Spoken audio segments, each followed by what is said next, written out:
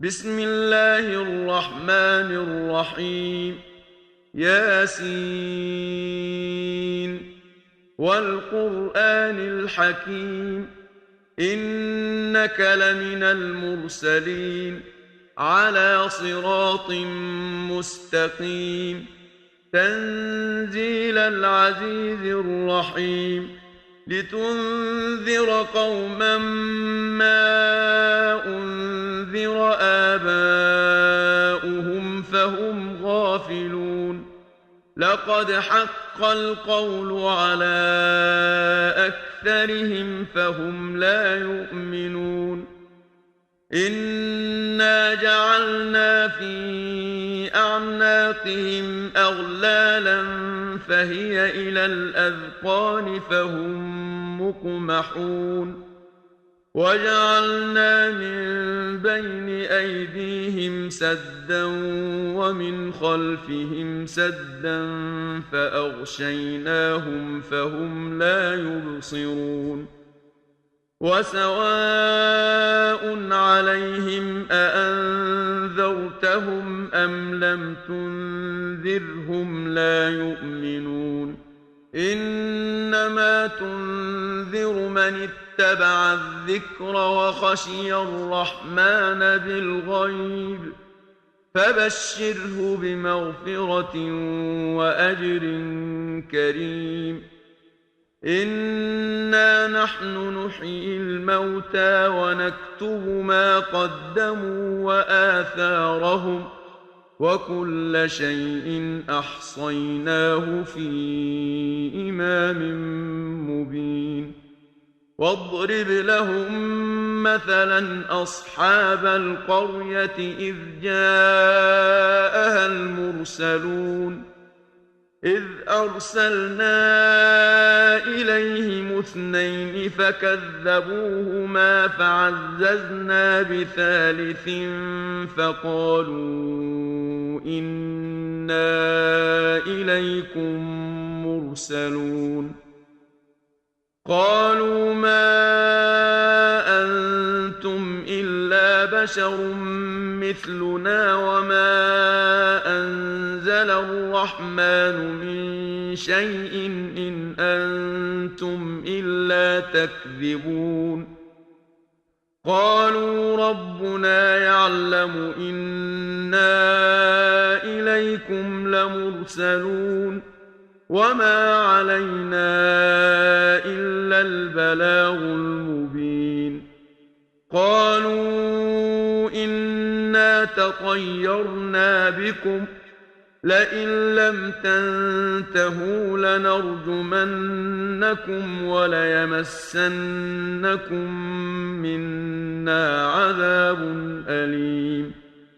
قالوا طائركم معكم أئن ذكرتم بل أنتم قوم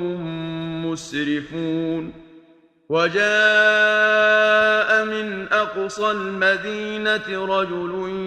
يسعى قال يا قوم اتبعوا المرسلين.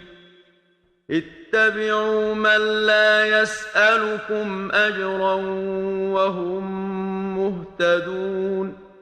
وما لي لا أعبد الذي فطرني وإليه ترجعون.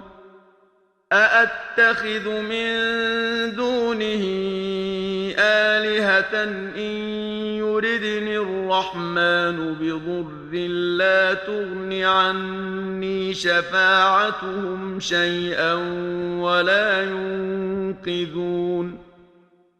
إني إذا لفي ضلال مبين. إني آمنت بربكم فاسمعون. قيل ادخل الجنة.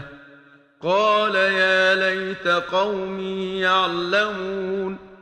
بما غفر لي ربي وجعلني من المكرمين. وما أنزلنا على قومه من بعده من جند من السماء وما كنا منزلين إن كانت إلا صيحة واحدة فإذا هم خامدون يا حسرة على العباد ما يأتيهم من رسول إلا كانوا به يستهزئون ألم يروا كم أهلكنا قبلهم من القرون أنهم إليهم لا يرجعون وإن كل لما جميع لدينا محضرون وآية لهم الأرض الميتة أحييناها وأخرجنا منها حبا فمنه يأكلون وجعلنا فيها جنات من نخيل وأعناب وفجرنا فيها من العيون ليأكلوا من ثمره وما عملته أيديهم أفلا يشكرون سبحان الذي خلق الأزواج كلها مما تنبت الأرض ومن أنفسهم ومما لا يعلمون وآية لهم الليل نسلخ منه النهار فإذا هم مظلمون والشمس تجري لمستقر لها ذلك تقدير العزيز العليم والقمر قدرناه منازل حتى عاد كالعرجون القديم لا الشمس ينبغي لها أن تدرك القمر ولا الليل سابق النهار وكل في فلك يسبحون وآية لهم أنا حملنا ذريتهم في الفلك المشحون وخلقنا لهم من مثله ما يركبون وإن نشأ نغرقهم فلا صريخ لهم ولا هم ينقذون إلا رحمة منا ومتاعا إلى حين وإذا قيل لهم اتقوا ما بين أيديكم وما خلفكم لعلكم ترحمون وما تأتيهم من آية من آيات ربهم إلا كانوا عنها معرضين وإذا قيل لهم أنفقوا مما رزقكم الله قال الذين كفروا للذين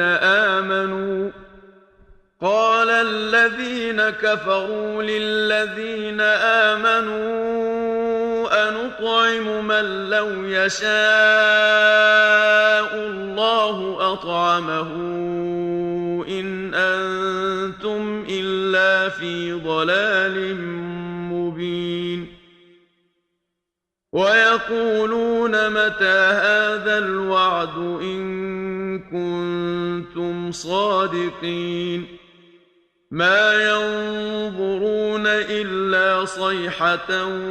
واحدة تأخذهم وهم يخصمون فلا يستطيعون توصية ولا إلى أهلهم يرجعون ونفخ في الصور فإذا هم من الأجداث إلى ربهم ينسلون قالوا يا ويلنا من بعثنا من مرقدنا هذا ما وعد الرحمن وصدق المرسلون إن كانت إلا صيحة واحدة فإذا هم جميع لدينا محضرون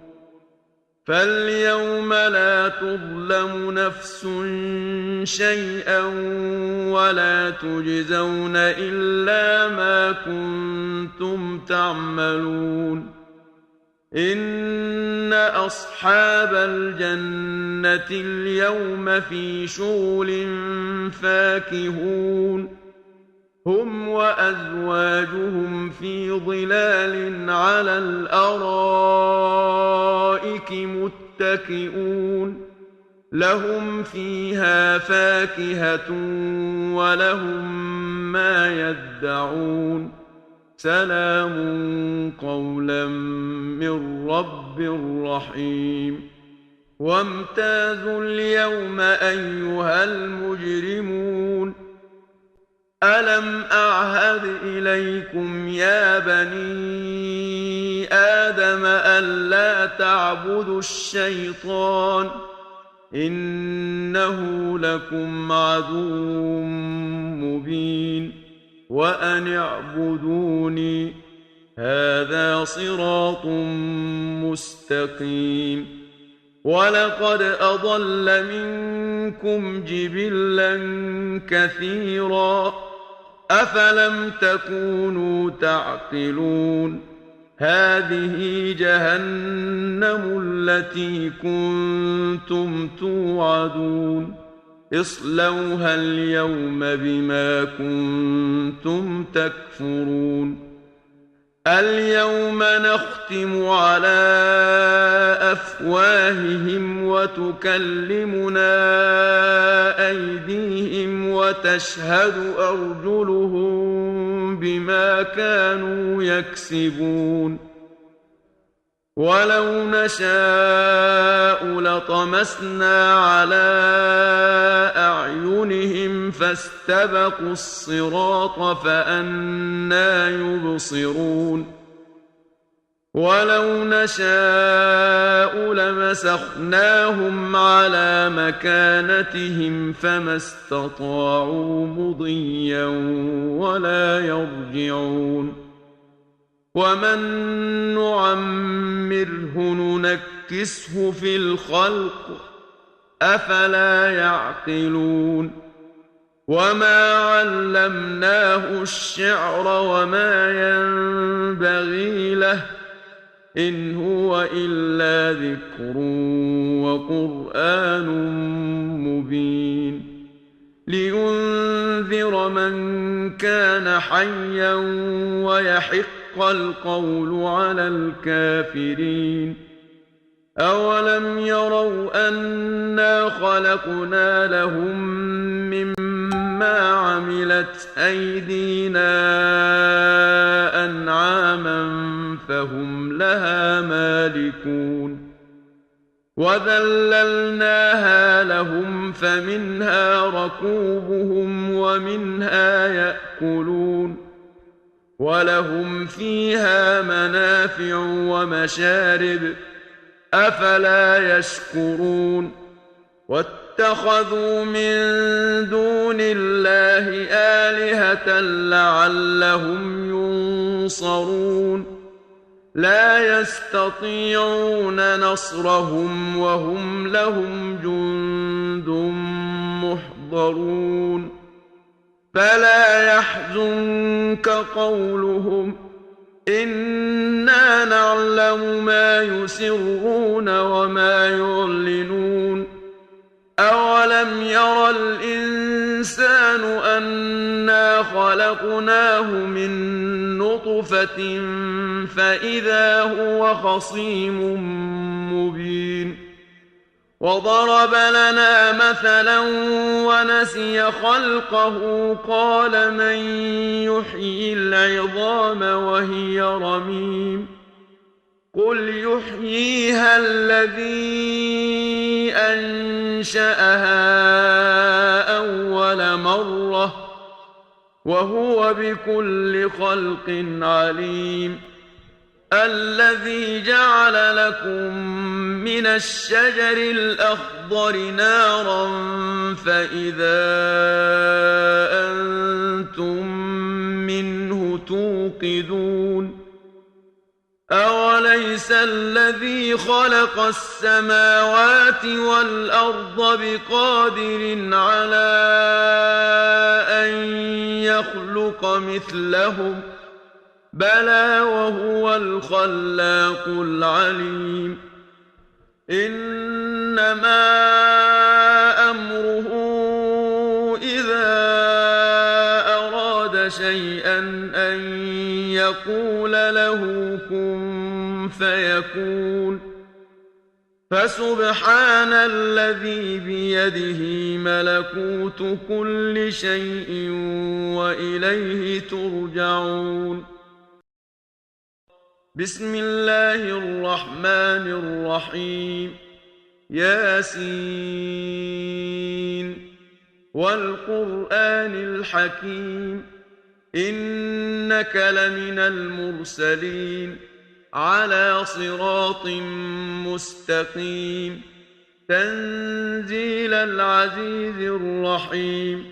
لتنذر قوما ما أنذر آباؤهم فهم غافلون لقد حق القول على أكثرهم فهم لا يؤمنون إنا جعلنا في أعناقهم أغلالا فهي إلى الأذقان فهم مقمحون وجعلنا من بين أيديهم سدا ومن خلفهم سدا فأغشيناهم فهم لا يبصرون وسواء عليهم أأنذرتهم أم لم تنذرهم لا يؤمنون إنما تنذر من اتبع الذكر وخشي الرحمن بالغيب فبشره بمغفرة وأجر كريم إنا نحن نحيي الموتى ونكتب ما قدموا وآثارهم وكل شيء أحصيناه في إمام مبين واضرب لهم مثلا أصحاب القرية إذ جاءها المرسلون إذ أرسلنا إليهم اثنين فكذبوهما فعززنا بثالث فقالوا إنا إليكم مرسلون قالوا ما أنتم إلا بشر مثلنا وما أنزل الرحمن من شيء إن أنتم إلا تكذبون قالوا ربنا يعلم إنا إليكم لمرسلون وما علينا إلا البلاغ المبين قالوا إنا تطيرنا بكم لئن لم تنتهوا لنرجمنكم وليمسنكم منا عذاب أليم قالوا طائركم معكم أئن ذكرتم بل أنتم قوم مسرفون وجاء من أقصى المدينة رجل يسعى قال يا قوم اتبعوا المرسلين اتبعوا من لا يسألكم أجرا وهم مهتدون وما لي لا أعبد الذي فطرني وإليه ترجعون أأتخذ من دونه آلهة إن يردني الرحمن بضر لا تغن عني شفاعتهم شيئا ولا ينقذون إني إذا لفي ضلال مبين إني آمنت بربكم فاسمعون قيل ادخل الجنة قال يا ليت قومي يعلمون بما غفر لي ربي وجعلني من المكرمين وما أنزلنا على قومه من بعده من جند من السماء وما كنا منزلين إن كانت إلا صيحة واحدة فإذا هم خامدون يا حسرة على العباد ما يأتيهم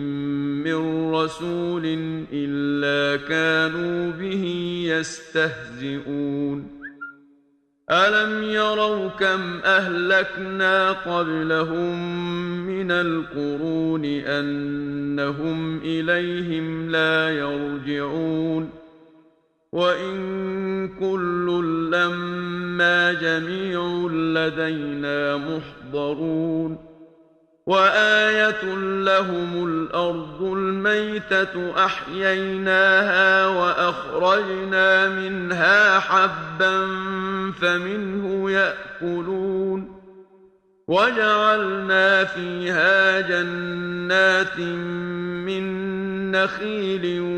وأعناب وفجرنا فيها من العيون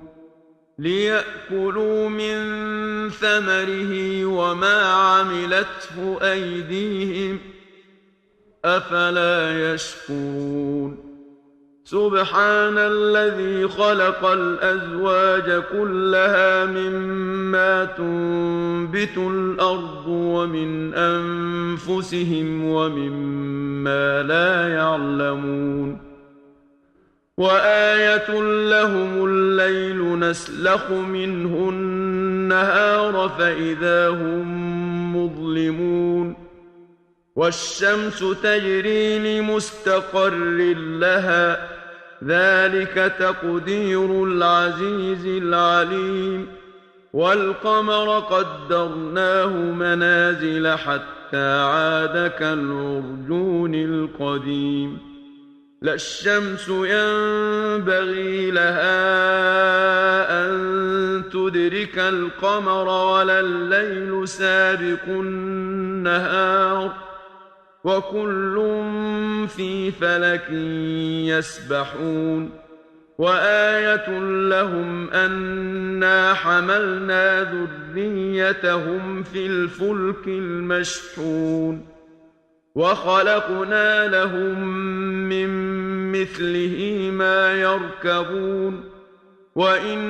نشأ نغرقهم فلا صريخ لهم ولا هم ينقذون إلا رحمة منا ومتاعا إلى حين وإذا قيل لهم اتقوا ما بين أيديكم وما خلفكم لعلكم ترحمون وما تأتيهم من آية من آيات ربهم إلا كانوا عنها معرضين وإذا قيل لهم أنفقوا مما رزقكم الله قال الذين كفروا للذين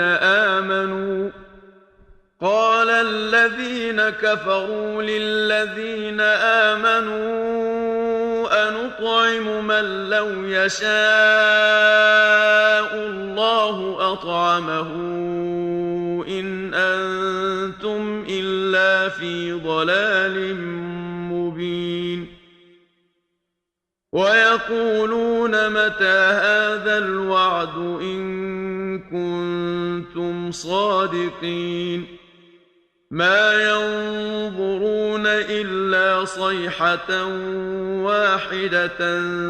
تأخذهم وهم يخصمون فلا يستطيعون توصية ولا إلى أهلهم يرجعون ونفخ في الصور فإذا هم من الأجداث إلى ربهم ينسلون قالوا يا ويلنا من بعثنا من مرقدنا هذا ما وعد الرحمن وصدق المرسلون إن كانت إلا صيحة واحدة فإذا هم جميع لدينا محضرون فاليوم لا تظلم نفس شيئا ولا تجزون إلا ما كنتم تعملون إن أصحاب الجنة اليوم في شغل فاكهون هم وأزواجهم في ظلال على الأرائك متكئون لهم فيها فاكهة ولهم ما يدعون سلام قولا من رب رحيم وامتازوا اليوم أيها المجرمون ألم أعهد إليكم يا بني آدم ألا تعبدوا الشيطان إنه لكم عدو مبين وأن اعبدوني هذا صراط مستقيم ولقد أضل منكم جبلا كثيرا أفلم تكونوا تعقلون هذه جهنم التي كنتم توعدون اصلوها اليوم بما كنتم تكفرون اليوم نختم على أفواههم وتكلمنا أيديهم وتشهد أرجلهم بما كانوا يكسبون ولو نشاء لطمسنا على أعينهم فاستبقوا الصراط فأنى يبصرون ولو نشاء لمسخناهم على مكانتهم فما استطاعوا مضيا ولا يرجعون ومن نعمره ننكسه في الخلق أفلا يعقلون وما علمناه الشعر وما ينبغي له إن هو إلا ذكر وقرآن مبين لينذر من كان حيا ويحق القول على الكافرين أولم يروا أنا خلقنا لهم مما عملت أيدينا أنعاما فهم لها مالكون وذللناها لهم فمنها ركوبهم ومنها يأكلون ولهم فيها منافع ومشارب أفلا يشكرون واتخذوا من دون الله آلهة لعلهم ينصرون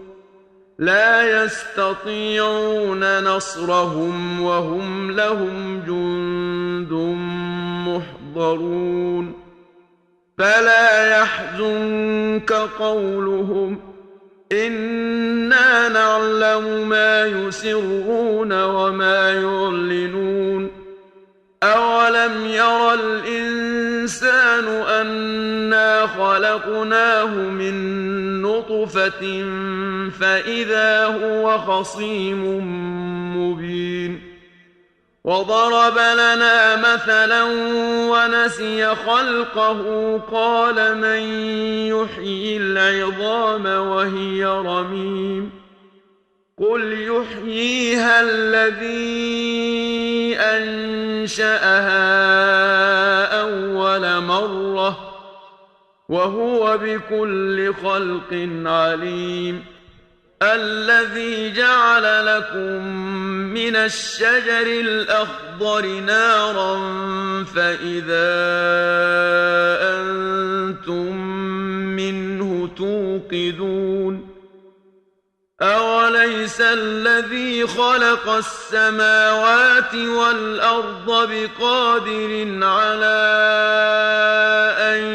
يخلق مثلهم بلى وهو الخلاق العليم إنما أمره إذا أراد شيئا أن يقول له كن فيكون فسبحان الذي بيده ملكوت كل شيء وإليه ترجعون